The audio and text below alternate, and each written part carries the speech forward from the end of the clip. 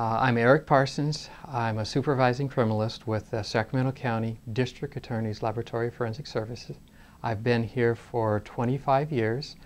I've worked in most of the sections now, and currently I oversee the LIMS program as well as quality assurance. Number one, I'd say when you're looking to purchase or produce a LIMS for your laboratory system, you want to get a buy-in from the highest levels of management because it's an extremely important acquisition for your laboratory. In order to do it correctly, I think you need to do a bottoms-up approach like we did here at the laboratory.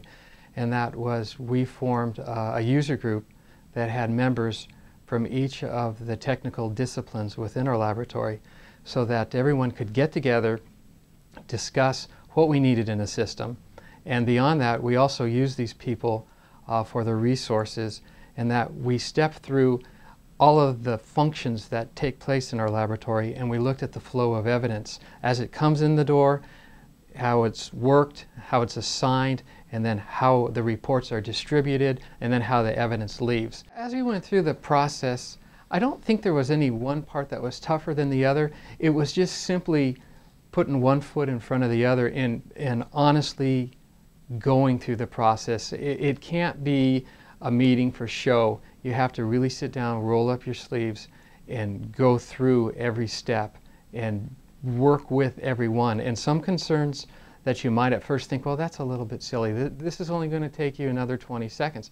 Well, it's 20 seconds per sample, and that adds up. And then you start to realize we need to pay attention to all of these steps. So it was really just staying focused, working with everyone, and making sure that the product was something that everyone could work with when we were done.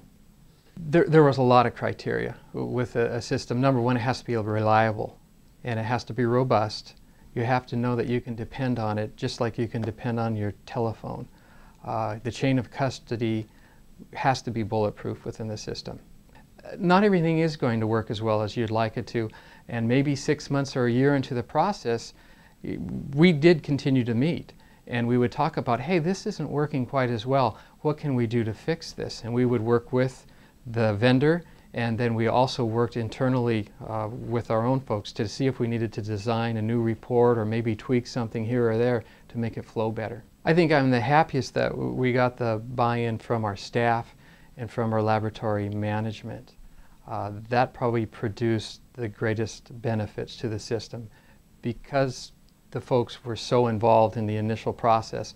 They helped design the reports, they helped look at the workflow, and to make sure that whatever system we did decide on at that time, that it would integrate well with our work product and our work processes.